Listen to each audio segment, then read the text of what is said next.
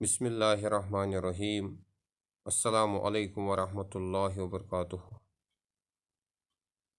Today we are going to teach you important topic regarding molecular biology, that is DNA replication. How DNA replicates. DNA replication means it's the copying or it is the replication or duplication of DNA, and for the sake of simplicity I make this replication process very simple and precise. There are a number of players which play an important role in the process of DNA replication. These players are: first, you have DNA template. DNA template means the original DNA double helix on which synthesis of replication occurs, on which new DNA molecules are formed through the process of replication. Then you have a topoisomerases, it's a group of enzymes which release tension on DNA so that the two strands of DNA they gets unwinded, and unwinded DNA undergoes process of replication. Third, we require also DNA helicase or gyrase.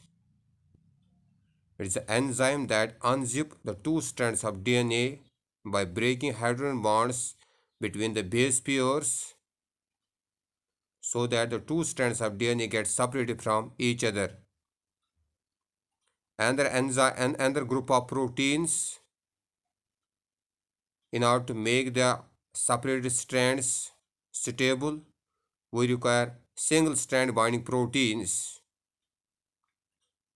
which prevent a renaturation process, which prevent the separated strands from rejoining or renaturation. Then you have DNA polymerase. It is an enzyme which joins free nucleotides with exposed bases on separated strands. Then you have a deoxyribonucleotide triphosphates which join with the exposed bases on original DNA molecule with the help of DNA polymerase, which always acts in 5' to 3' direction. We have different types of DNA polymerase, but it's the DNA polymerase third which is involved in DNA replication process by polymerizing free nucleotides with the exposed bases on separated DNA molecule. Then, for the synthesis of new DNA molecule on lagging strand, we require RNA primer, and for every fragment we also require this small segment of RNA in the form of RNA primer. Then last we require also DNA ligase, because there are gaps between the oncogenic fragments which are fulfilled by DNA ligase. These are different players of DNA replication, and these players function at their proper time and proper location so as to make the replication process functional.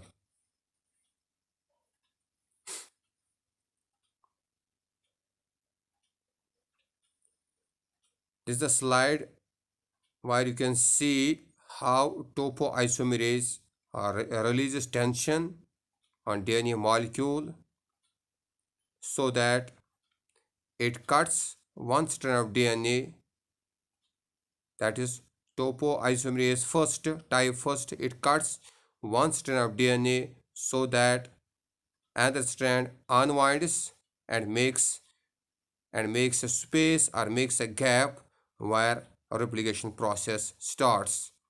That's called as origin of replication or I site. On the left side, you see how topoisomerase makes a nick on one strand of DNA so that it makes a space or gap while replication process starts. And at the same time, you can see the slide with the help of DNA helicase, with the help of DNA gyrase, which breaks hydrogen bonds between the bases so that the two strands get separated from each other as you see in below diagram, where one part of the DNA gets separated from each other and another part remains intact, and this breakdown occurs by DNA helicase.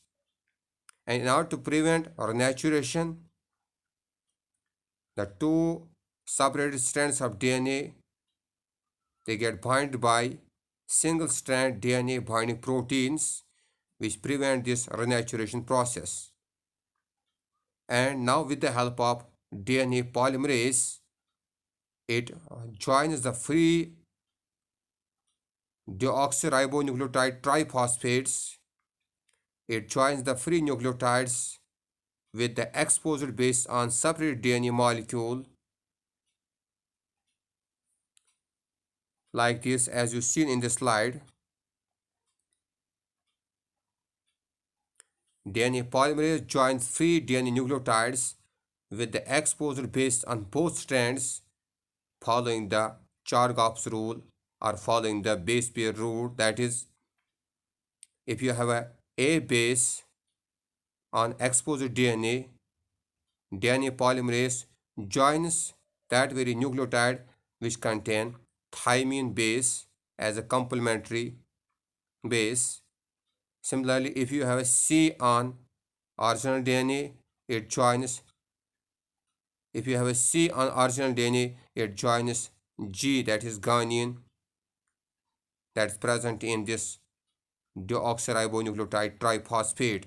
That is deoxyriboganosine triphosphate. And according to Chargaff's complementary rule, it joins the DNA nucleotides with the exposed bases on both the strands. The new strands of DNA are formed in 5' to 3' direction because of 5' to 3' DNA polymerase third activity which is involved in replication process, and the additions affected by DNA polymerase third in presence of ATP. Spontaneously hydrogen bonds they reform between the new strands and sealing the two strands of each DNA molecule together. Each strand of parent DNA molecule it serves as a template. The two strands are formed in opposite direction. The strand that is formed continuously in 5' to 3' direction is called leading strand as you seen on the right side.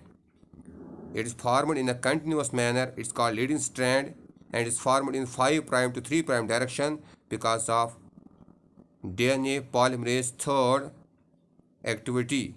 While the other strand that's also formed in 5' to 3' direction because of DNA polymerase activity, but it is formed in short fragments. That's called as these fragments are called as okozygote fragments, and that very strand is called as lagging strand. And since number of fragments, okozygote fragments are formed, and number of gaps left between okozygote fragments, and these gaps are fulfilled. They are joined by another enzyme that's called as DNA ligase, so that two new DNA molecules are formed from single original DNA molecule through the process of replication utilizing all these players at a proper location and at proper time. And I hope you understand this topic nicely. Inshallah, with the in the next lecture we will come with another topic. Till then, good day, have a good night. Assalamu alaikum wa rahmatullahi wa barakatuh.